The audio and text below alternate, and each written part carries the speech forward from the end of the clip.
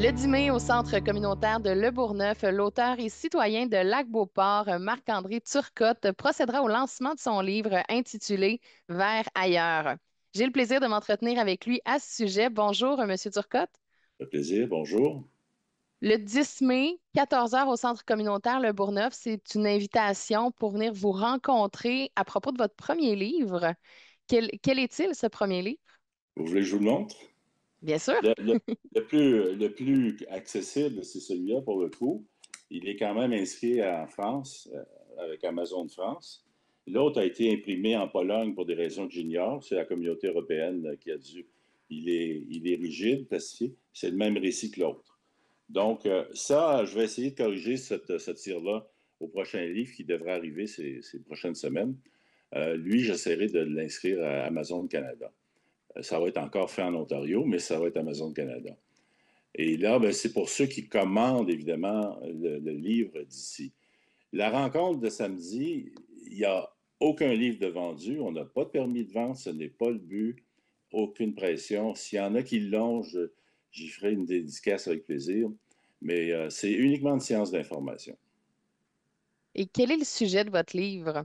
Qu'est-ce que Ben, ça c'est une couvre comme... métamorphose. C'est une métamorphose qui a commencé à 19 ans, puis s'est terminée à 23 ans. Et contrairement aux prédictions des parents de l'époque, parce qu'on était plusieurs à vouloir partir, on disait qu'on allait rater notre vie, qu'on allait devenir peut-être des vagabonds, des bums.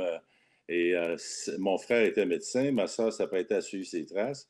Moi, j'étais entre deux. Et selon les prédictions de mon père, je n'allais jamais reprendre mes études.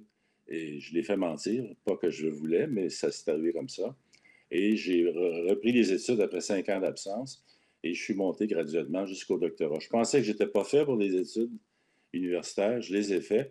Et mon frère, qui était médecin, disait devant mon père, ben, c'est pas lui, c'est pas moi le vrai docteur, c'est lui un doctorat. Et mon père, évidemment, prenait bonne note. C'est des ironies du sort, finalement. Mais un voyage comme ça, aucun doute, c'est extrêmement enrichissant. Et c'est comme disait Nietzsche, hein, c'est la passion au marteau.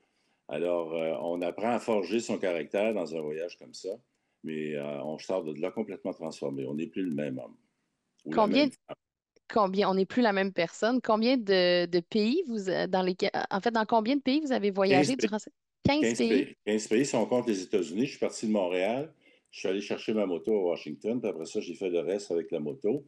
J'ai appris la mécanique parce que j'avais acheté un Citron à Montréal. On ne dirait pas le nom du concessionnaire, mais c'était vraiment pas une bonne idée d'acheter ce modèle de moto-là. J'ai dû apprendre à ouvrir le moteur, à nettoyer les pistons, les segments, tout ça. C'est un garagiste de Houston, Texas, qui m'a montré ça. Et par la suite, j'ai dû le refaire au Mexique et plus loin. Mais ça a été au total, jusqu'à Panama, une épreuve. Ça a été difficile, très, très difficile. On peut dire qu'il y a eu deux gros drames en cours de route, plus un suspense en Colombie.